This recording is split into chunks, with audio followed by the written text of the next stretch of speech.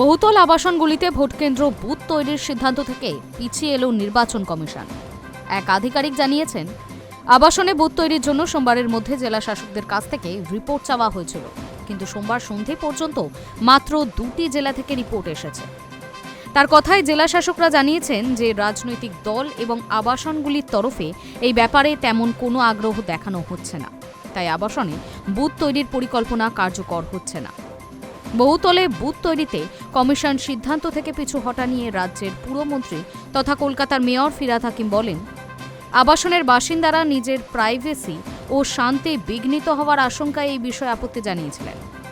ক্ষুদিরাম অনুশীলন কেন্দ্রে বিভিন্ন আবাসন কর্তৃপক্ষকে নিয়ে যে বৈঠক হয়েছে, সেখানে এই বিষয়ে আপত্তির সুর শোনা গিয়েছে। যেসব আবাসনে বিভিন্ন ভাষা, জাতি ও ধর্মের মানুষ বসবাস করেন, সেখান থেকেও আপত্তি এসেছে। সর্বোপরি মুখ্যমন্ত্রী মমতা বন্দ্যোপাধ্যায় নিজে দেশের মুখ্য নির্বাচন কমিশনার জ্ঞানেশ কুমারকে জোড়া চিঠি লিখে আবাসনে বুথ তৈরিতে আপত্তি জানিয়েছিলেন। তারই ফলে কমিশন সিদ্ধান্ত রদ করেছে। সোমবার বিএলওদের পারিশ্রমিক বাবদ 61 কোটি টাকা রাজ্য অর্থ দপ্তরের পক্ষ থেকে ছেড়ে দেওয়া হয়েছে। কমিশন সূত্রে খবর, এই খাতে গত সপ্তাহে চিঠি দিয়ে 70 কোটি টাকা চেয়ে পাঠানো হয়েছিল নবান্নর কাছে।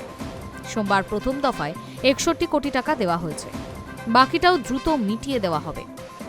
রাজ্যের মুখ্য নির্বাচনী আধিকারিক দপ্তর সূত্রের খবর, এর আগে প্রথম দফায় বিএলওরা মাথা পিছু 2000 টাকা করে পেয়েছিলেন। দ্বিতীয় দফায় তারা 3500 থেকে 4000 টাকা পাবেন। বিএলও সুপারভাইজারদের মাথা পিছু দেওয়া হবে 8000 টাকা।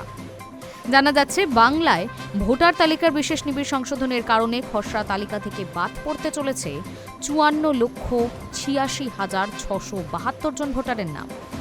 এর মধ্যে মৃত 23,98,345 এবং ডুপ্লিকেট 1,32,215 জন। নিখোঁজের সংখ্যা প্রায় 11 লক্ষ। এদিন রাজ্যের বিভিন্ন যৌনপল্লী, বৃদ্ধাশ্রম, বিশেষভাবে সক্ষমদের হোম ও বিধবা কেন্দ্রের বাসিন্দাদের কাছে ফর্ম পৌঁছে দিতে জেলা প্রশাসনকে নির্দেশ দিয়েছে কমিশন। High news network.